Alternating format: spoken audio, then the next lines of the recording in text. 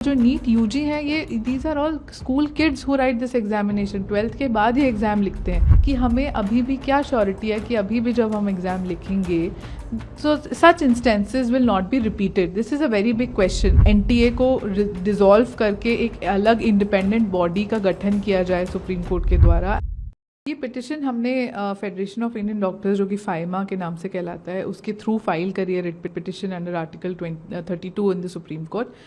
इस पिटिशन में मेन चीज़ जो फोकस है वो इस बैकड्रॉप में फाइल करी गई है कि नीट यूजी का पेपर लीक की खबरें आई और इस बार जो लीक था वो वाइड स्प्रेड था क्योंकि एक व्हाट्सएप ग्रुप में ये पेपर लीक हुआ था। तो ये जो वाइड स्प्रेड लीक है इसके रिगार्डिंग हमने इस बैकड्रॉप में पिटिशन फाइल करी है कि इसके बाद नीट यूजी पेपर कैंसिल हो गया। सो इसमें हमारी जो मेन मांग है वो ये है कि क्योंकि ये रिपीटेड हो रहा है, ये पिछले साल भी ऐसा हुआ था, Vanshika Yadav versus union of India के नाम से पिटिशन भी फाइल हुई थी सुप्रीम कोर्ट में, जिसमें सुप्रीम कोर्ट ने कई सारे कंसर्न्स जताए थे और एनटीए को भी कई सारे एडवाइजरी मैकेनिज्म उस ऑर्डर में भी सुप्रीम कोर्ट ने एडवाइस किया था। आफ्टर दैट ऑल्सो ये इस साल भी ऐसा हो रहा है और इनफैक्ट हमने रेफरेंस दिया है कि सीबीएसई पहले एग्ज़ाम कंडक्ट कराता था, सीबीएसई के बाद एनटीए एग्ज़ाम ये कंडक्ट अब कराता है, पर उसके बाद भी ये रिपीटेडली हर साल ये फेलियर्स हो रहे हैं। और जो नीट यूजी है ये these are all school kids who write this examination, 12th के बाद ही एग्ज़ाम लिखते हैं। तो एक बहुत टेंडर एज होती है जिसमें वो सालों से ये प्रिपरेशन कर रहे हैं इस एस्पिरेशन से कि मैं इस एग्ज़ाम को दूंगा और मुझे एक अच्छी मेडिकल सीट मिलेगी। बट उनको if and there is a lot of trust deficit.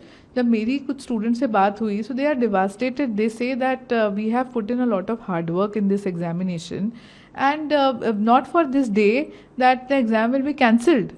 Now they will have to redo that hard work, and more than redoing the hard work, the biggest question which I understood after having a conversation is कि हमें अभी भी क्या surety है कि अभी भी जब हम एग्ज़ाम लिखेंगे so such instances will not be repeated. This is a very big question.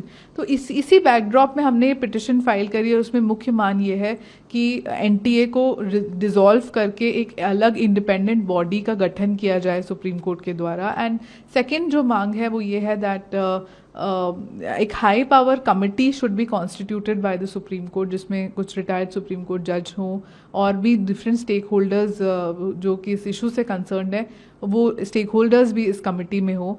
इसकी हमने इस पिटिशन में मांग करी है।